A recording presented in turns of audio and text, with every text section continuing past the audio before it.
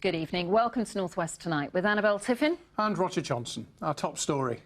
The Anti Fracking protest in Cheshire. Tonight, campaigners hear that test drilling won't go ahead after all. IGAS says it would be too hard to extract natural gas at Upton. Also tonight, the high cost of bed blocking. We're at one Cheshire hospital that's come up with a rapid solution. But that was especially for you. You bought them especially for me? Yeah. Oh, that's very kind. A royal appointment with the Prince. Harry visits Lancashire communities affected by the December floods. Doth the moon shine on the night we play our play? And Midsummer Night's dreams do come true. The amateur actors heading for the big time with the Bard.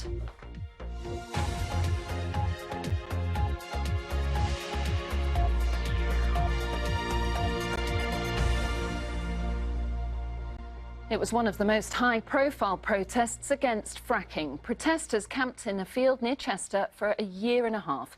Today, they discovered the firm involved won't test drill there after all.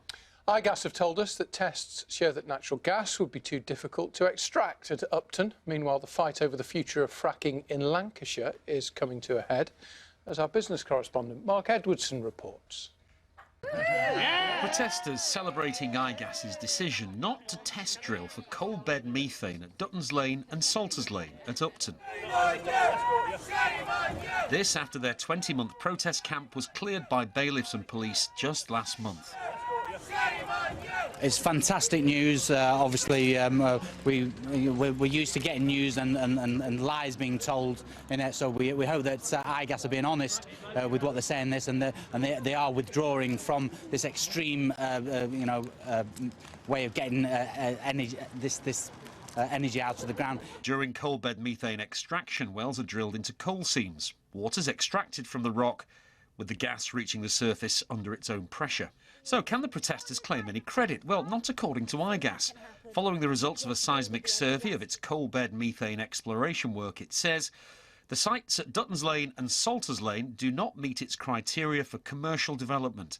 IGAS has decided not to progress under the current planning permissions. And sometimes you actually find that the layers of rock you anticipated to be there aren't present, or they're complicated, or they're thin. So this is a classic part of the process to acquire seismic data and then make a decision, is it worth drilling a well or is it not? And it looks like at the moment they've decided it isn't worth drilling. The protesters were worried CBE would be a precursor to fracking, where natural gas is released from deep underground by hydraulic fracturing of shale beds to release it. It would be irrational, I think, of us not to even explore our own resource.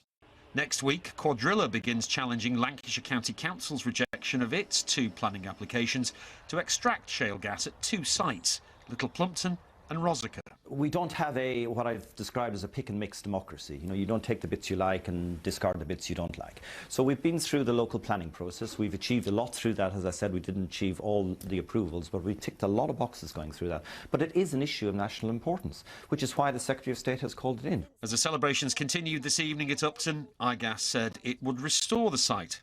It says to repair damage done by the camp.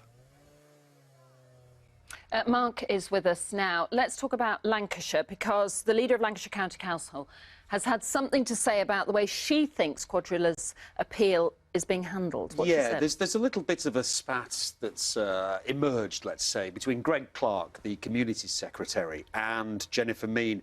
And it's all been triggered because of a leaked letter, which is said to come from Greg Clark.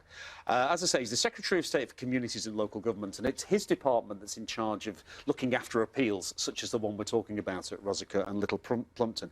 In that letter, he's said to have urged the Chancellor to go for an early win, as he puts it, in shale gas exploration, and let planning inspectors decide applications, not local councils. Now, Jennifer Mean, the leader of the council, says to take important decisions away from our communities is not democratic. It'll undermine our trust in democratic process and doesn't serve anybody's long-term interests. Now, regarding Cheshire and IGAS's decision, how much has the slump in oil and gas prices had to do with it, do you think? Well, they say none, because actually they're an exploration company, not a producer, so there's nothing coming out of the ground. There never has, so far anyway, so they have nothing to sell. So what they're saying is that the oil and gas price slump has basically had no effect on them whatsoever. Very interesting. Mark, thank you very much indeed. Now, hundreds of people are expected in Manchester tonight, demanding that Britain leaves the European Union. The debate, of course, sparked